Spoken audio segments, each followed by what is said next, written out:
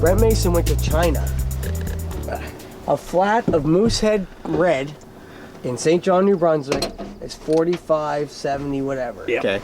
He goes, a flat of Moose Red in China, $19.99. Oh, he goes, there's some goddamn fucking crook shit going on some somewhere. guy that was saw a beer for sale over in like San Francisco with like a flat for like $15 or something, wasn't it? Yeah. From here. Yeah. Never did. And it was actually brewed here. It's fucking stupid. Taxes, man. Yeah. But they'll ship it out for pennies. Yeah. Well, I mean, the additional cost that they get, it really probably doesn't cost them much. Do you hear this shit? Anyway. Yeah. Hey, can you believe this? Can you explain this shit? Serenity now. Serenity now. Hey there, beer tubers. Welcome back to Maxwell Starr's Beer Reviews. We got a special night here. We've got to do a trio review here with Don and Dane, Scared Men Brewing. Hey. They already want taxes from you, even though you haven't made anything. The government, they want money from me. Anyone tries like, to sure, take I'll give you money. I'll write my tax return to $0, you dicks. That's like it started on the government. Yeah. Anyway, okay, so we're going to take a look at a beer that I picked up at the brewery itself up in Ontario. This is classy. Yeah. I got to say. I like the legs. This is like, you mean, you've got breweries and you've got your craft breweries and you got this guy's going to can something in a silver can and slap a sticker on it. You know that come from his house. It's not the first time that breweries have done that. I mean, I've got another can in there there's a Fort Gary Dark Ale. It's the same thing. It's a piece of plastic over a silver can. I love it. You mean, well, it's so much cheaper. You just get standard cans if you can get away with it. Yeah. Like you just get standard cans like this and then put a sticker over top of it to identify what the beer is. It's not the first time I've had a Wellington beer out of a can that's like this. Like when I first had their Russian Imperial Stout, it was the same way. But I bought this a month ago when I was up in Guelph, Ontario, visiting Wellington Brewery itself. We're going to take a look at Kickin Back Dry Hop Session Ale, 4.8% ABV, and that's literally all it says, except for the nice lady's legs in there. And of course, there's the Wellington. She's wearing the Wellingtons, which is kind of like Wellington Brewery staple. Oh, you get it now, right? I get it now. But see, it leaves everything to the imagination. Black flies are picking my bones here. The old Ontario. Old Ontario. They got some thick needles on their nose if they're picking your bones.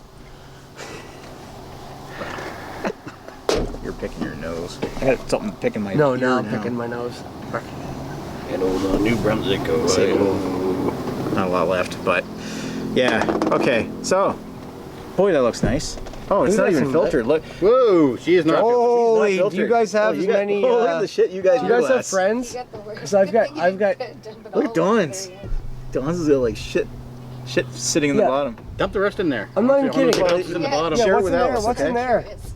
I love the flotations. I'm fine with it. Look at that. Oh my god. Oh, geez, it even got worse. You know that Rockfort 10? Or better. I pulled a chunk out the size of a pinhead. Ew. I thought it was a tooth that I bit into. I was like, wow. That's kind of nasty, actually. All right. You know what? Appearance-wise, now that the sun's gone behind a cloud, that really looks nice. You got that nice, it almost looks like an IPA, maybe a bit brighter, whiter head. Lots of sediment in there. It's definitely dry hopped. Yeah. There's a fair amount of sediment in there. The head's got flex in it too. Holy cow. Give it a sniff. Thank you. Oh wow. That's a session? It's almost like cotton candy. It's dry hop session. Very mild hops. It's more like you get this light citrus kind of hop, but it's mildly sweet. It almost comes across as like some kind of like cotton candy. There's definitely candy in there. I know it. Or candy sugar. It's twisting my arm. You know what? I'm getting more of a like a sweet, almost a pipe tobacco kind of smell. Yeah. Okay. Yeah. I can get you there. I don't smoke, but absolutely. Almost like a drum. And you almost get that little bit of that fresh cut fruit coming up in the back. Very mild. Looks really amazing. Keep in mind, this isn't really an IPA. This is a session ale. Holy shit. It's like somebody took a salt shaker right at the bottom. Yeah, a little pepper in there. That's awesome. That is awesome. It actually does look like pepper. Down the hatch? Down the hatch. Cheers. Cheers.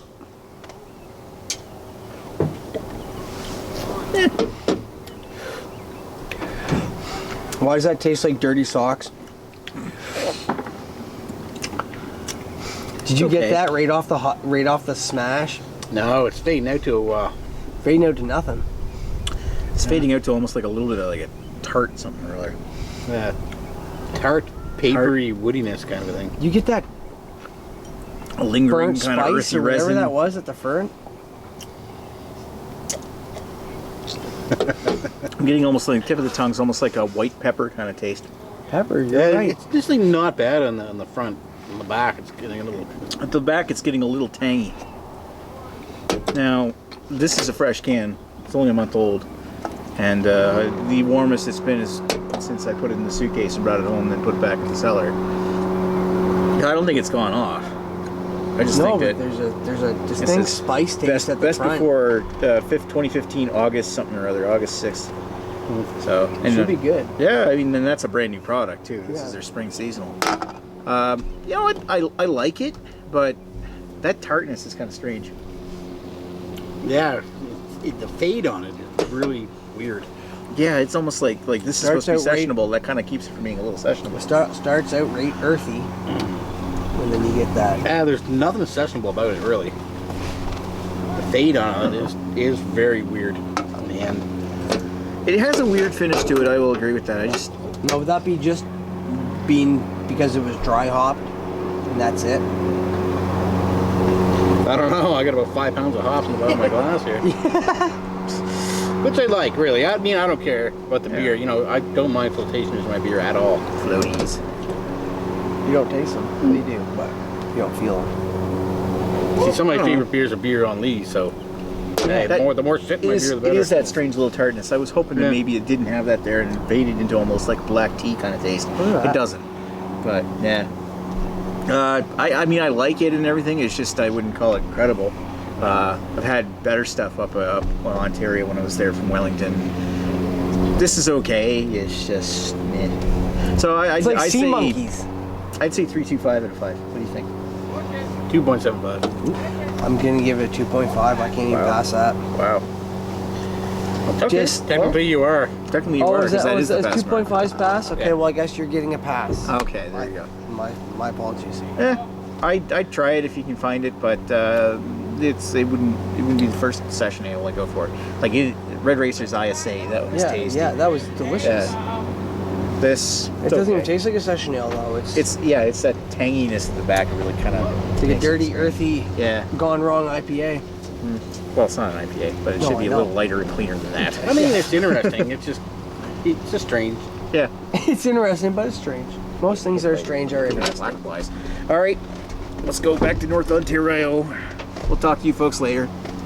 Cheers. Peace.